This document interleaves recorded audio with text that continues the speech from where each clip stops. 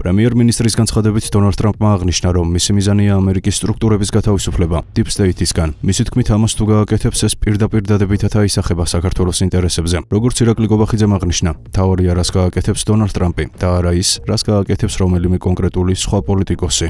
ჩვენ ამ პრობლემაზე დიდი ხანია საუბრობდით, ეს არის არაფორმალური გავლენები და Deep State არის ამ არაფორმალური გავლენების მთავარი ინსტრუმენტი, გლობალური ომის პარტიის მთავარი ინსტრუმენტი. ყველას ძალიან კარგად ესმის, რომ ამ 4 წლის განმავლობაში ჯო ბაიდენი არ მართავდა ამერიკის შეერთებულ შტატებს. მას უბრალოდ ამის რესურსი არ ქონდა.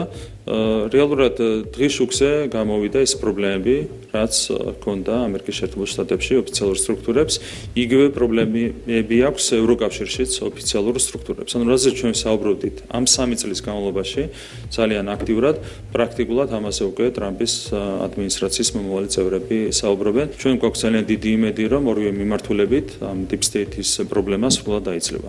ამაზე არის კიდევ ერთხელ გამიმერებ დამოკიდებული საქართველოს ამერიკის შეერთებული შტატების ურთიერთობების გაჯანსაღება და ასევე საქართველოს ევროკავშირის ურთიერთობების გაჯანსაღება. მთავარი არის რას გააკეთებს დონალდ ტრამპი. დონალდ ტრამპმა აღნიშნა, რომ მისი მიზანია ამერიკის შეერთებული შტატების სტრუქტურების გათავისუფლება Deep State-ისგან, ყველანაირი ნარჩენისგან.